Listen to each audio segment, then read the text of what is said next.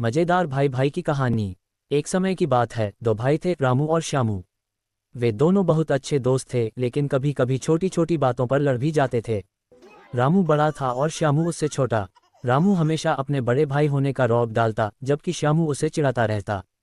दोनों के बीच हमेशा मस्ती और शरारतें चलती रहती थीं। एक दिन गांव में एक बड़ा मेला लगा। रामू और श्यामू ने तय किया कि वे दोनों इस मेले में जरूर जाएंगे। दोनों ने घर से पैसे इकट्ठा किए और मेला देखने की तैयारी की।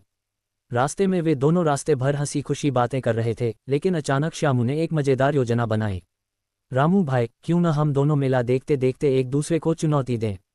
श्यामू ने उत्साह से कहा। रामू हंसी के साथ बोला, क्या चुनौती देना चाहते हो? मैं तो तुझे हमेशा जीतने देता हूँ। श्यामू मुस्कुराया और बोला, नहीं, इस बार कुछ खास चुनौती दूंगा, देखता हूँ तुम क्या करते हो। रामू थोड़ी देर के लिए चुप हो गया और फिर बोला, ठीक है, बताओ क्या चुनौती है। श्यामू ने अपनी योजना बताई। हम दोनों मेले के खेल कक्ष में जाएंगे और हर खेल में एक दूसरे को चुनौती देंगे। जो भी हार जाएगा उसे दूसरे के लिए एक मिठाई खरीदनी होगी। रामू ने इसे मजाक समझा, लेकिन उसने चुनौती को स्वीकार किया। दोनों भाई मेला पहुंच गए और खेलों में भाग लेना शुरू कर दिया।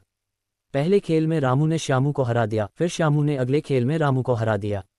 दोनों के बीच प्रतिस्पर्धा लगातार बढ़ती गई, लेकिन वे दोनों एक दूसरे का मजाक भी उड़ा रहे थे और खूब हंसी मजाक कर रहे थे। अचानक एक बहुत ही कठिन खेल आया जिसमें दोनों को बहुत मेहनत करनी थी। इस खेल में जीतने के लिए दिमागी तेजी और धैर्य दोनों की जरूरत थी।